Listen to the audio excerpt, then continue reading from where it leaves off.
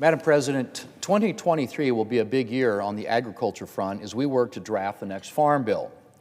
Farm bills are always a major priority for me, given the essential place that agriculture holds in South Dakota. And I've been gearing up now for the 2023 Farm Bill since last year, when I began holding a series of roundtables with agricultural producers to hear firsthand what farmers and ranchers' priorities are right now and what they need from the 2023 Farm Bill. I introduced multiple bills last Congress that I hope to get included in this year's legislation, including bills to strengthen and improve the Conservation Reserve Program and address the needs of South Dakota livestock producers and of producers around the country. Livestock production has long been an integral part of South Dakota's agricultural heritage, including cattle ranching in our West River communities. And one of my priorities for this year's Farm Bill is addressing some of the challenges facing South Dakota livestock producers in getting their products to Americans' tables. The last few years have revealed vulnerabilities in our food supply chain that had an outsized impact on livestock producers. Early in the pandemic, some meat processing plants were temporarily closed, and these closures led to bottlenecks in processing and delays to process livestock. The result was supply shortages and empty cases at the grocery store.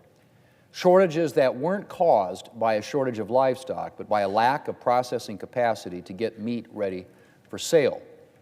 And between processing bottlenecks and meat packer concentration, it's become clear that livestock producers need more processing options. And one way we can reduce producers' dependence on the big packers is to expand smaller meat packers' processing capacity. That's why I'm currently working to reintroduce my Strengthening Local Processing Act.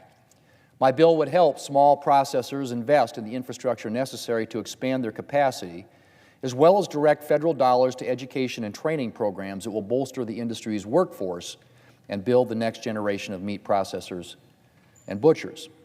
My bill would also allow more state-inspected meat products to be sold across state lines, which would open up new markets for small meat processors and the farmers and ranchers who supply them. Madam President, if there's one thing that can be said for sure about South Dakotans, it's that we take our beef seriously. With almost 14,000 beef operations and 3.8 million head of cattle in our state, it's safe to say that cattle production is alive and well in South Dakota and helping to fill dinner plates all across America. And something I consistently hear from folks around the state is that we need to reform our beef labeling system. South Dakotans, like many Americans, simply want to know where their food, and their beef in particular, is coming from. And that can be pretty hard to do under our current system. Under our current system, beef that is neither born nor raised in the United States but is simply finished here can be labeled product of the USA, even if the only American thing about the beef is the plastic it's wrapped in. If that. This is unfair to American cattle producers, and it's misleading to consumers. Congress has repeatedly tried to address this issue in the past. The 2002 and 2008 Farm Bills included mandatory country of origin labeling for beef, but the World Trade Organization ruled against the United States, and Congress ultimately repealed this requirement, which I opposed. But that doesn't mean we should give up on transparency in labeling.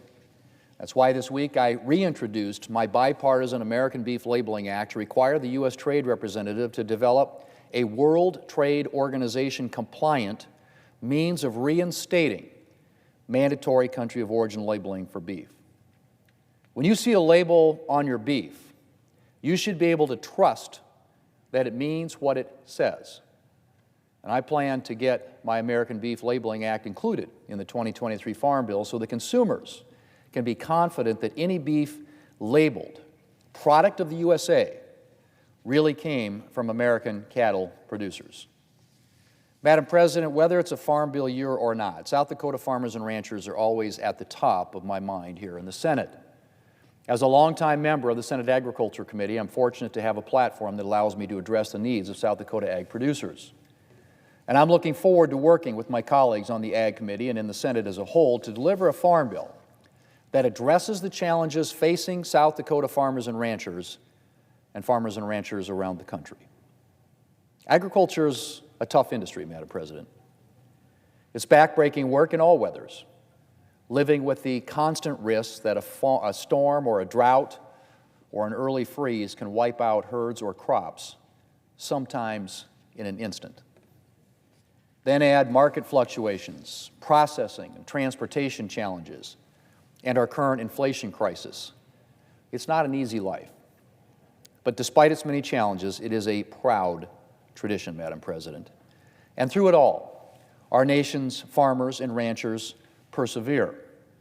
I'm proud to represent South Dakota's farmers and ranchers here in the United States Senate, and I will do everything I can to ensure that this year's Farm Bill meets their needs and does everything it can to make their life a little easier so that they can continue to feed our nation and the world.